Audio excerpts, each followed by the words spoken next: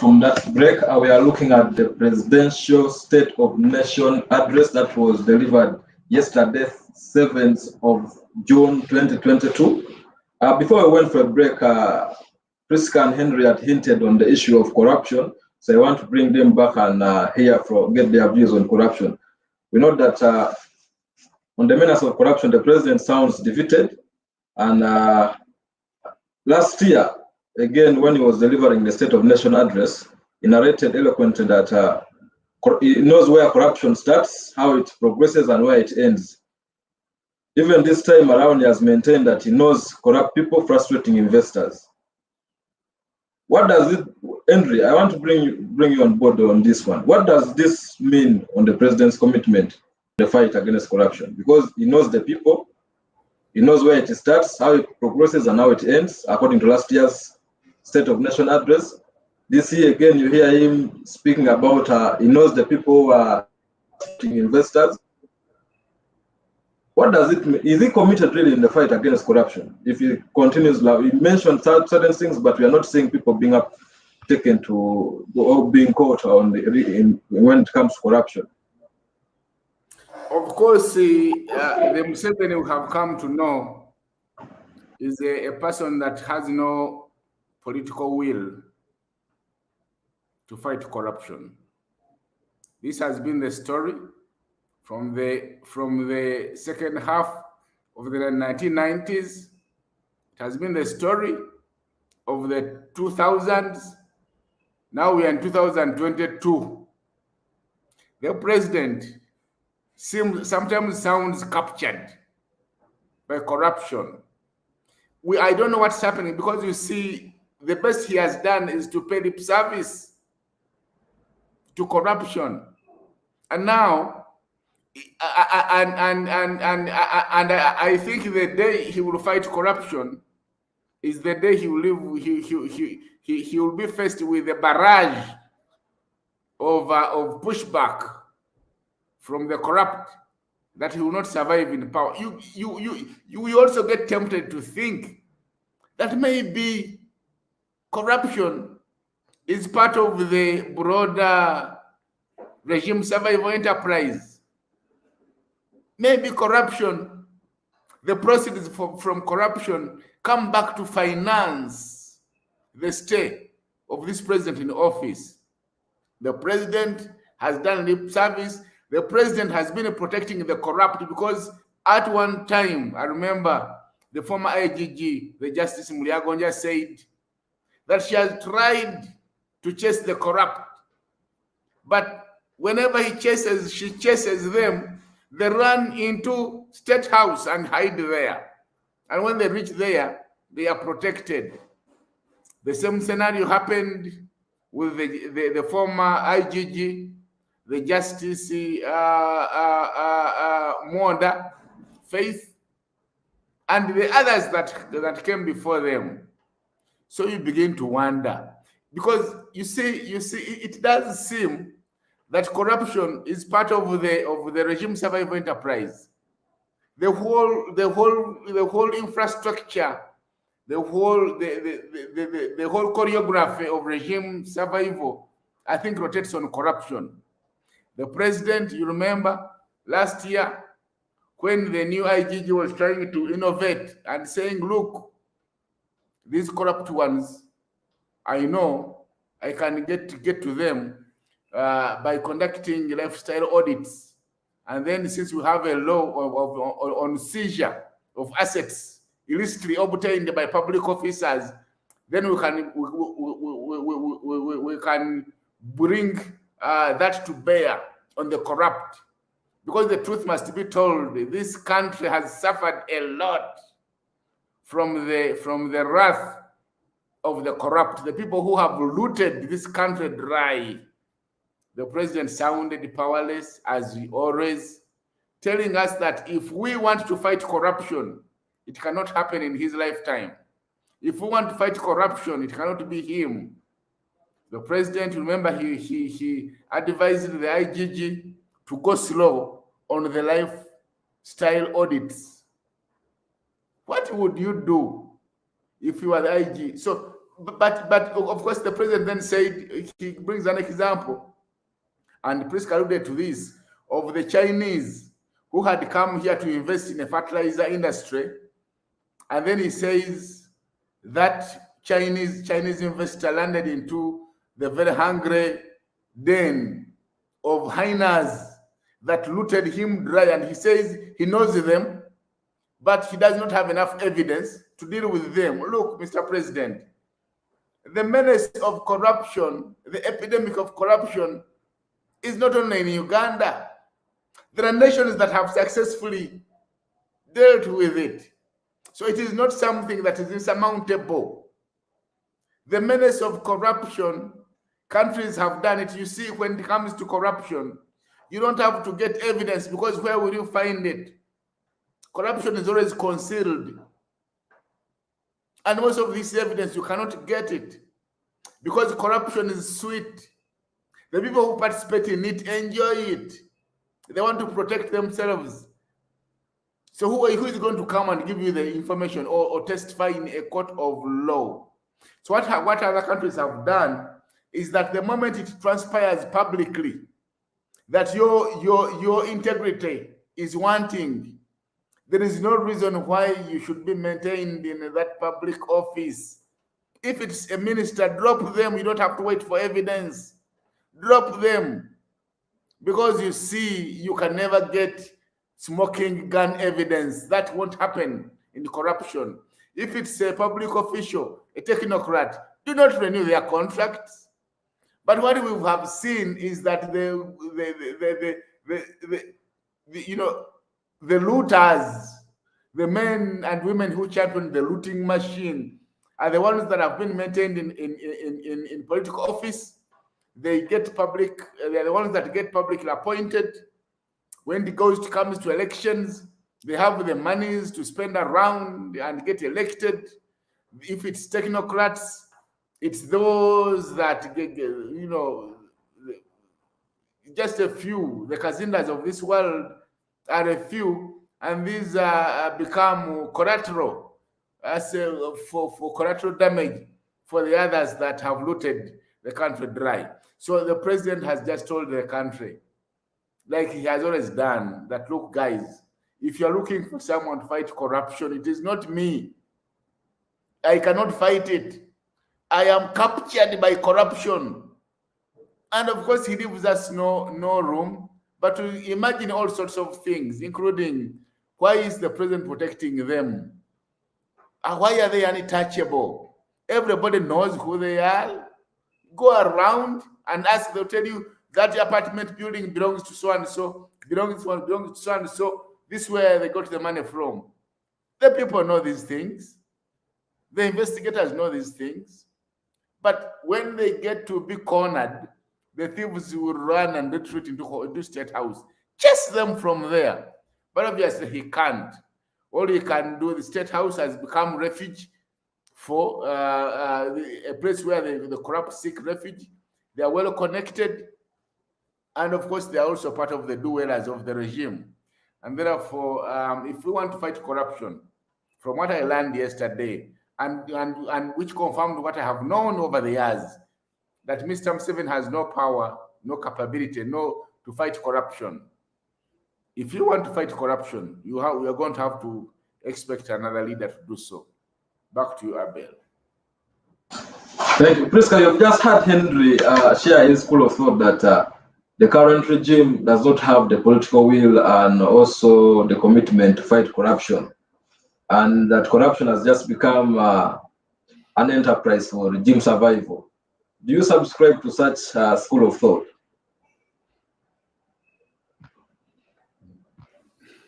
I entirely subscribe to the arguments that Henry has made. As I had earlier said, the president created this huge monster of corruption, and he's now defeated on how to deal with it. He claims to have, when you listen to his speech, he listed the number of wars and challenges that Uganda has been in position to deal with, the locusts, the the war with Konyi and Lakwena and the COVID, and of course it boasted about dealing with them in the end, but when it is not the same bragging that he makes when it comes to corruption. If it is not for his pride and ego, perhaps he would have come out and said that he is defeated and therefore needs, because he has done almost everything possible, bring a number of legislations to do with corruption, form the numerous agencies, but corruption doesn't seem to go. And it is like a wildfire that has captured the whole country, because both in the private and the public sector.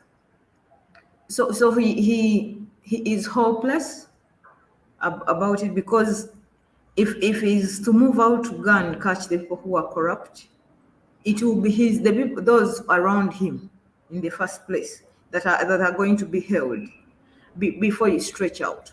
And it has reached a point where the corruption seems to be fighting it. It's a threat to his seat as a president, to his power, because he doesn't know how big the problem is, and he hasn't made up his mind on what to do, because on the other hand he's lamenting about the corruption, and in the same breath he's cheering on, asking the IGG to go slow on those people, because his argument is as long as they invest the loot within the country, that is good enough. And so it is something that the president has failed to address totally, and I don't think there is any Ugandan out there who should hope that the president is going to address it. And when you look at the challenge of corruption, it will be hard for even the coming leaders to deal with it, because it's now deeply engraved in the institutions. The corruption is mixed up with the oxygen we breathe. You cannot now separate it. It has become a norm in life, and so when you look, why I say it's a norm in life, because when you see someone being cited for being corrupt, if that person is your relative, the argument that people will usually bring up is being witch hunted. And then we begin asking, of all, we will give examples of people who have been cited in corruption. We say, how comes this one got away with it?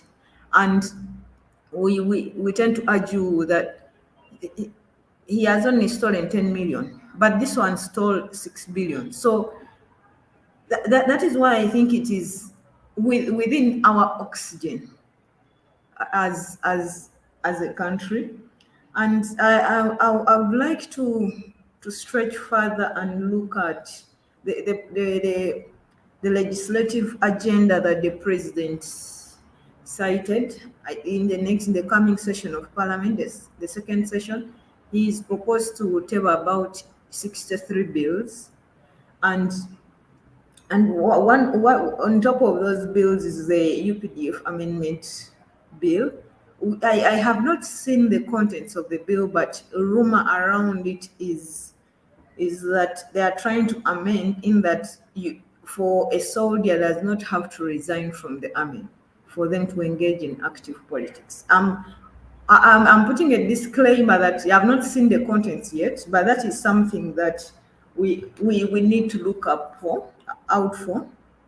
And the workers, the employers seem to be going to benefit, because there are 3 legislations to touch on the employment, the amendments in the employment bill, the workers' compensation and occupational hazards. And of course, we've been lamenting about the issue of the labor industry in Uganda, and there are some people who think we should stop using the line of Uganda has cheap labor, because it gives room for investors to start exploiting people. Because if you say cheap labor, it means you can give them even what is below the market price or anything there. And you remember when Parliament passed the employment bill, and there was a clause on minimum wage. The investors rushed to the president and told him that if you sign this bill, it is going to destroy the employment sector, because we are not going to be in position to pay that money, which the president, a lie that the president fell for. I do hope that they are going to deal with this, the minimum wage, but I have limited hope on it, minimum wage being a thing in the coming.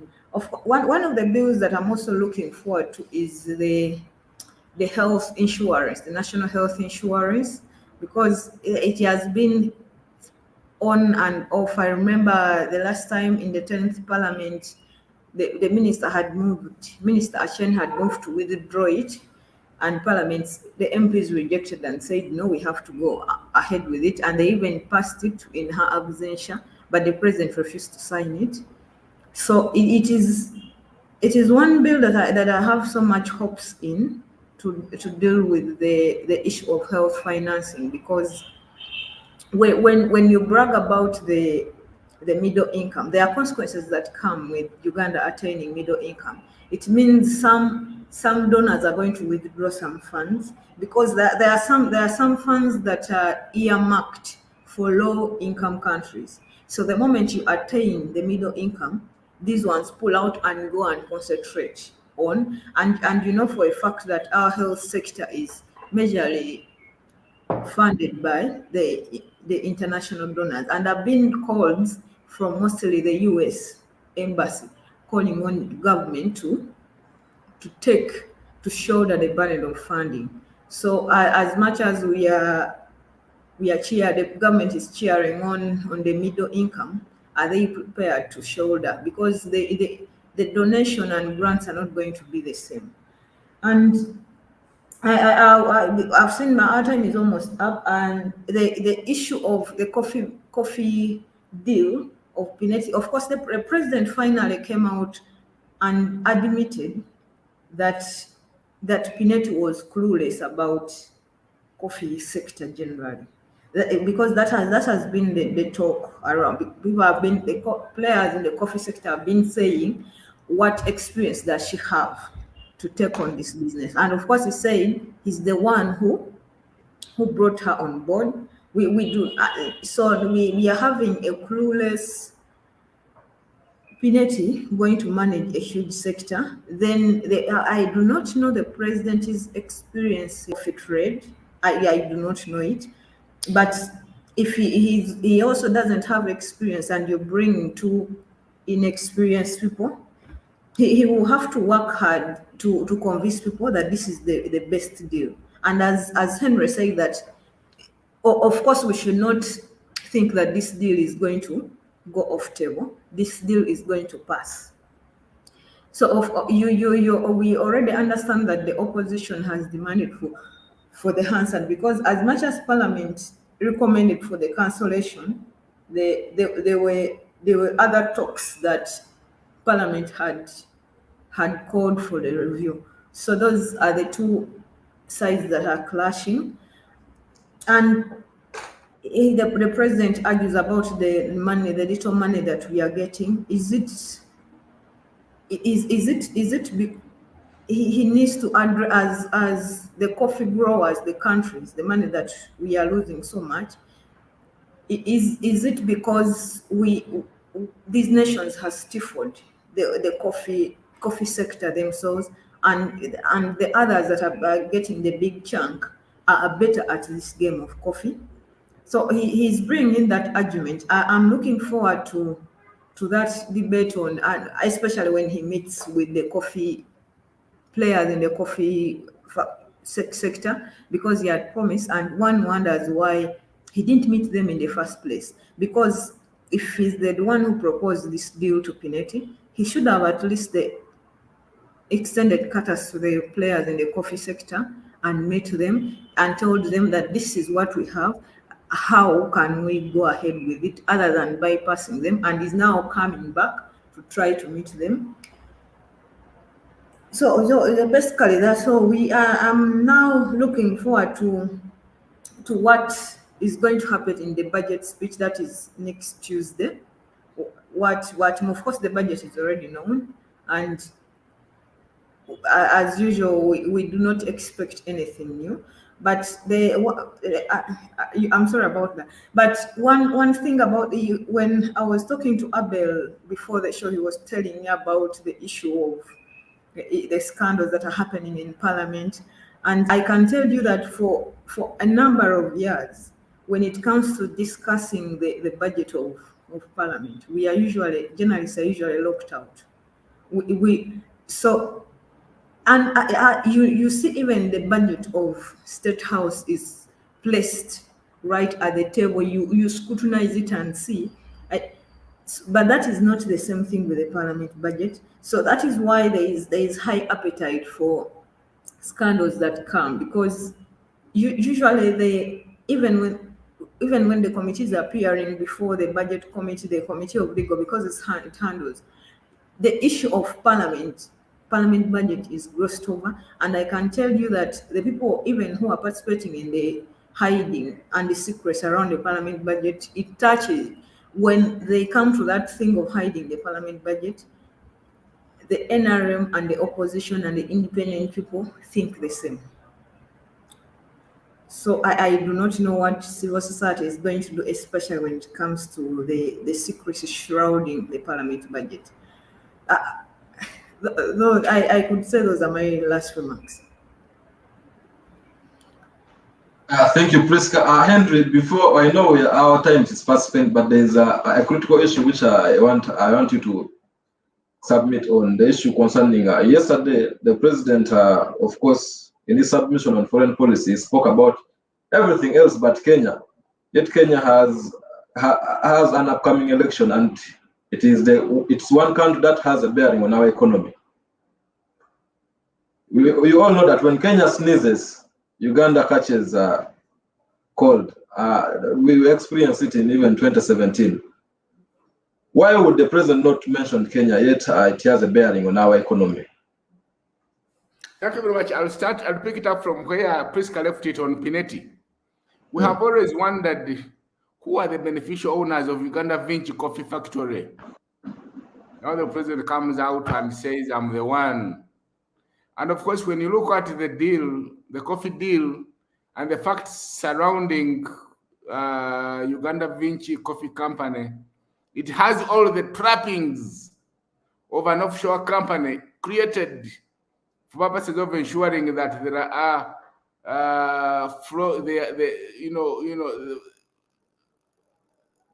there are flows of finances from the country to another to outside of it through this very company, because there is no investor that will bring their money here and they don't repatriate the profits. The president says, look, I'm the one who brought this woman here. I don't know why he's owning up this funny deal now. Going back to your question, the president spoke about foreign policy, spoke about that. He included happenings in Ukraine and Russia. He spoke about the Great Lakes region, but he never mentioned Kenya. The question is, why would he not mention Kenya? Because even the fuel we're talking about, that you are praying that Biden convinces the Crown Prince of Saudi Arabia to increase the quotas they pump into OPEC, through OPEC. That fuel travels through Kenya. And of course, we have seen in the past the president hobnobbing with the Ruto, who now is on the opposite side of the incumbent president, who is supporting the opposition candidate. Is the president taking sides? Is the president thinking that Kenya is too hot a topic not to handle now? Let me continue studying. Why did the president not tell us what the plans are in place should the uprisings, the chaos that happened in Kenya in 2007 repeat itself. I don't know, but I think that that there's something we need to probe. There is a story behind that story. Things not just happen. He did not just forget about Kenya.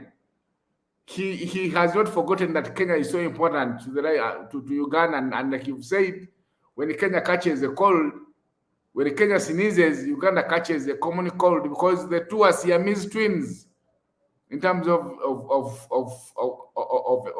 the dynamics of the economy. But I think, and of course, Kenya is going through an election period, and of course, I think the president just doesn't understand, doesn't want to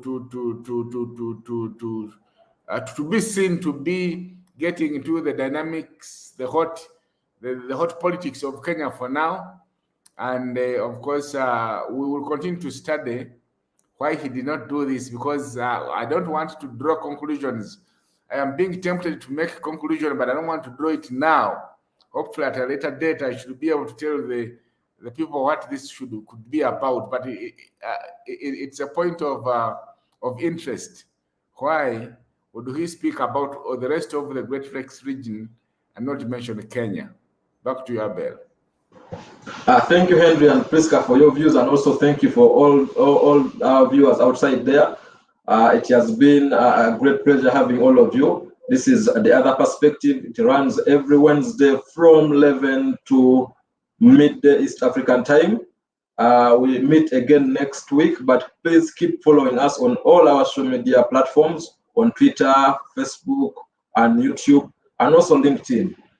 We are available. Let's continue with the discussion on all those social media platforms, and we shall also be retweeting and responding to some of your views on as you share with us.